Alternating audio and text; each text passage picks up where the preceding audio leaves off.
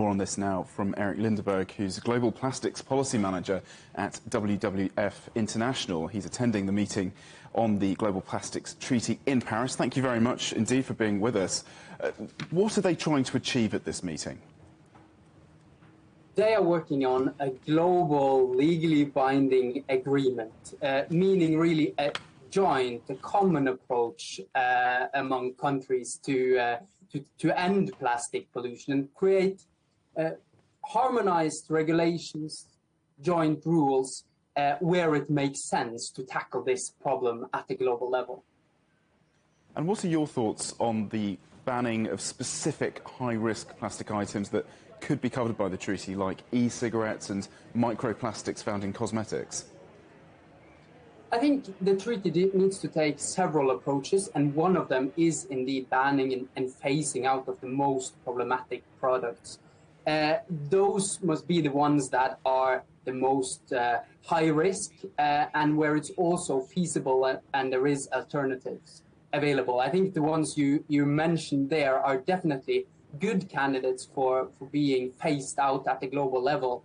And creating such a phase-out and banning mechanism globally will also make it possible for the industry to focus on the products and the plastics in the applications where it is needed. And how likely do you think it is that that will happen, that will get decided upon? I think it is a wide agreement among many countries to get a treaty that creates that common baseline, that agrees on global bans and phase-outs. We see support from already 145 countries supporting this from all regions of the world. Having said that, of course, it will be tough negotiations. There will always be a few that would oppose any progress, and this has to be worked through both this week here in Paris and hopefully through a first draft of this treaty then being tabled later this year. What kind of industry best practice are you seeing now that there is so much more public awareness about how problematic plastic is? How much more room for improvement is there? There's a lot of room for improvement. I think there's a lot of initiatives that does the right thing. Certain parts of the industry have made their own lists of plastics uses that they will not use.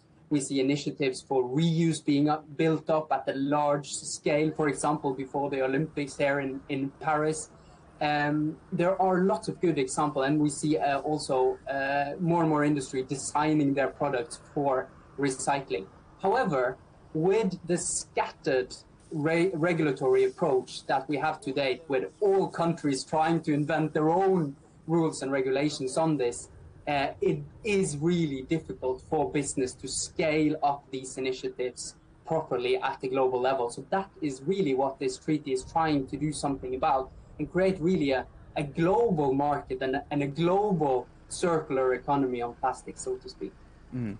And can I ask you about the UN Environment Programme blueprint for reducing plastic waste? They're saying that it needs to be reduced by 80% by 2040. Is that kind of target really galvanising businesses and governments, and how far are we now from achieving that goal?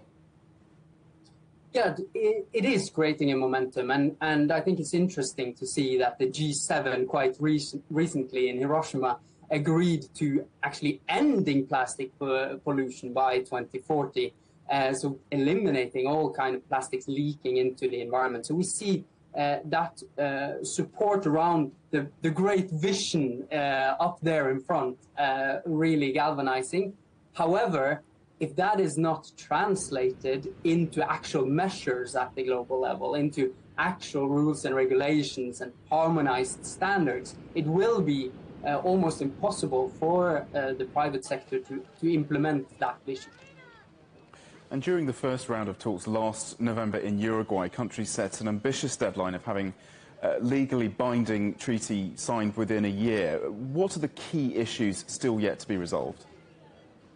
So currently they are discussing the rules of procedure and all these process issues. Of course, it is always hard when a lot of governments meet in one place. They will move into the specific rules and regulations from tomorrow. And I think a key issue that is to be resolved is to whether we will create these global harmonized standards, or if it will be mostly voluntary approaches driving this, basically taking us back to the situation before the treaty. Then I think there will be interesting discussions on the different lists. How do we categorize plastic products? How do we make sure that we regulate and phase out the products that we need to phase out at the global level, and then create the right standards and requirements for those products that we will still need in our economy and still make use of in the years to come. Indeed. Eirik, thank you very much. Great to get your thoughts. That's Eirik Lindebjerg there from WWF from Paris. Thank you.